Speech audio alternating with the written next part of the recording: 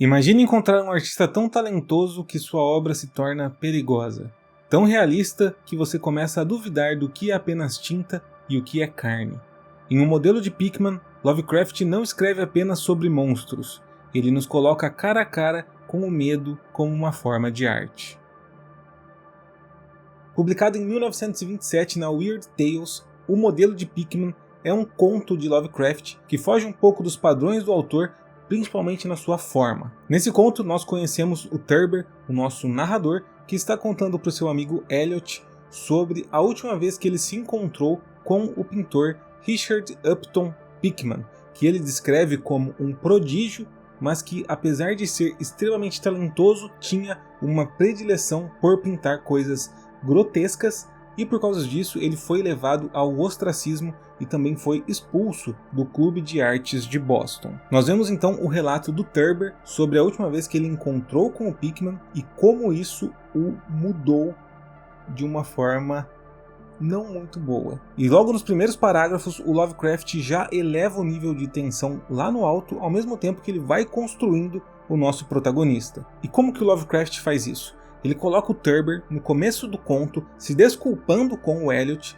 a respeito do seu nervosismo atual. Ele fala que há 6 meses atrás, quando eles se viram pela última vez, ele não estava tão nervoso, mas agora ele está tendo esses ataques nervosos, mas ele fala que pelo menos ele não sucumbiu à loucura. Então aqui nós já temos a primeira pulga atrás da orelha de o que aconteceu com esse homem, que ele poderia ter sucumbido à loucura, mas só está tendo ataques de nervos. Além disso, nós vemos que ele tem medo de pegar metrô e tem medo até mesmo de entrar em porões. E nós já percebemos que ele tem medo, na verdade, de lugares subterrâneos. Outra coisa que já fica aqui no ar no começo do conto, né? Por que ele tem medo de entrar nesses locais abaixo do nível do solo? E se não fosse só isso, logo nos primeiros parágrafos nós vemos também que o homem, embora ele admirasse muito o Pickman, o Thurber não quer se envolver com o seu desaparecimento. Não porque ele desprezasse o autor, não porque ele tivesse algum tipo de ódio contra o artista, mas na verdade porque ele não quer ter que levar a polícia até o último local onde ele encontrou o Pickman. Ele fala que ele não suportaria voltar até aquele ponto nos subúrbios de Boston, né, num bairro que o próprio Pickman descreve como esquecido e decadente. O Thurber fala que ele não conseguiria voltar lá. Então a gente já fica também com esse mistério, né? O que aconteceu nesse local. E com essa construção de personagem, ao mesmo tempo que nós temos essa revelação da trama de forma bem rápida, o Lovecraft já nos deixa aqui no clima perfeito para uma história de terror, que é indagando o que é que está acontecendo aqui. O Pickman, como o Thurber descreve, era um prodígio. Ele fazia parte da sociedade de artistas de Boston, mas ele foi excluído porque ele pintava coisas extremamente grotescas. Mas não só por isso, porque a sua técnica de pintura era tão realista que aquelas coisas se tornavam ainda mais pulsantes, mais vibrantes e mais reais, de forma que todo mundo que via aquilo ficava extremamente perturbado. E o Thurber, em certo ponto, encontra o Pickman e é convidado para ir com o artista até esse seu estúdio secreto nos subúrbios de Boston para que ele possa ver suas últimas obras. E a partir daí, a partir desse ponto que o Thurber vai até essa galeria secreta do Pickman, que é que as coisas vão ficando cada vez mais bizarras. O Thurber adentra nesse lugar e ele vai vendo quadros cada vez mais pesados, mais grotescos, mas ao mesmo tempo impressionantes e surpreendentes, e o Lovecraft não nos poupa dos detalhes desses quadros, até o ponto em que o Pickman o convida a ir até o porão do local, que é onde nós temos todo o clímax da história. E bicho, que clímax, inclusive, e é ali embaixo que nós temos essa descida, tanto literal quanto simbólica, ao subterrâneo da loucura. Esse conto, ele alia perfeitamente o que uma história de horror precisa ter, tanto na questão da sua forma, quanto na questão do seu conteúdo.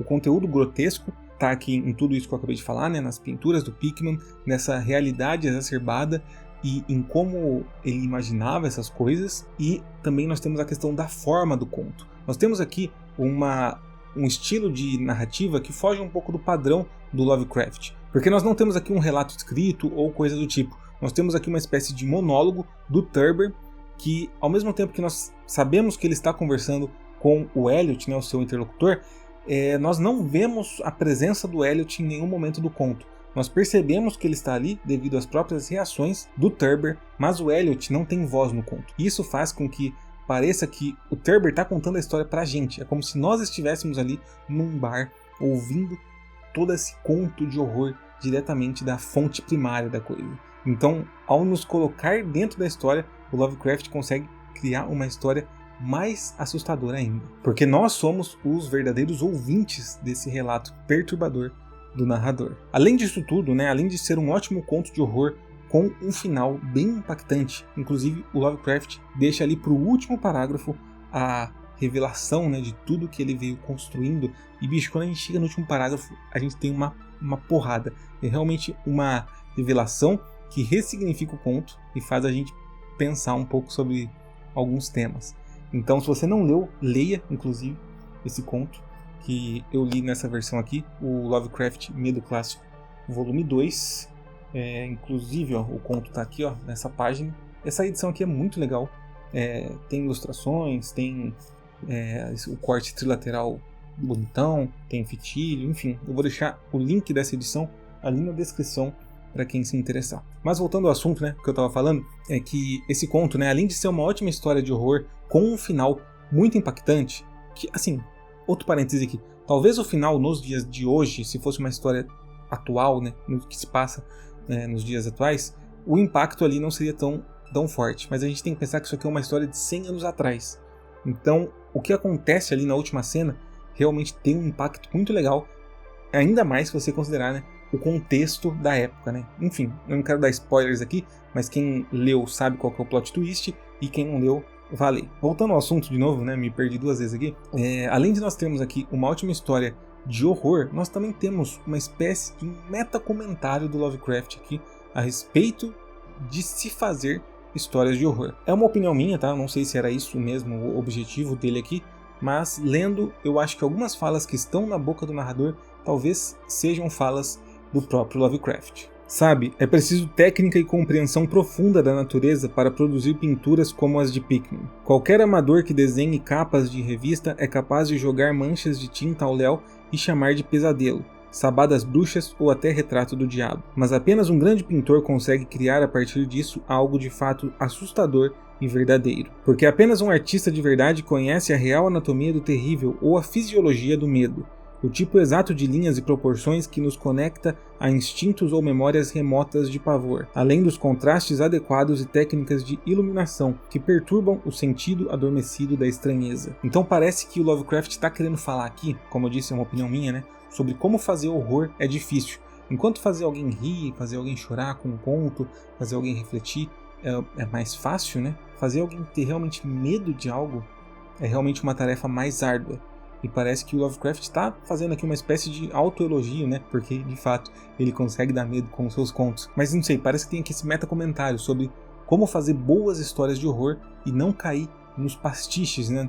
É muito fácil você tentar mirar no horror e cair num negócio que é uma paródia, mas acertar de fato, dar aquele gelo na espinha da pessoa que está lendo, é algo difícil. E parece que é isso que o Lovecraft quis dizer com esse conto. Não me pergunte o que eles veem, sabe? Na arte convencional, existe uma enorme diferença entre o vivo, de carne e osso, inspirado pela natureza ou modelos, e o lixo artificial que artistas comerciais pífios produzem em estúdios decrépitos. Bem, digo que o verdadeiro artista da estranheza possui um tipo de visão que cria os modelos ou invoca o que equivale a imagens reais do mundo espectral onde habita. De qualquer forma, tal artista atinge resultados que se diferenciam dos sonhos delirantes do impostor, da mesma forma que as obras do pintor de experiência diferem da panóplia ordinária produzida pelo cartunista formado por correspondência. Então, mais uma vez aqui, né, como eu disse, parece que a gente tem aqui uma diferenciação sobre quem faz horror comercial, aquele horror mais pastelão, horror mais apelativo, e quem faz aquele horror de verdade, que dá medo, que dá um frio na espinha, que faz a gente ficar refletindo depois sobre esses assuntos, né? Como eu disse, isso aqui é tudo minha opinião, mas parece que o Lovecraft estava fazendo aqui uma espécie de autoelogio com esses comentários, porque de fato, né, ele era um ótimo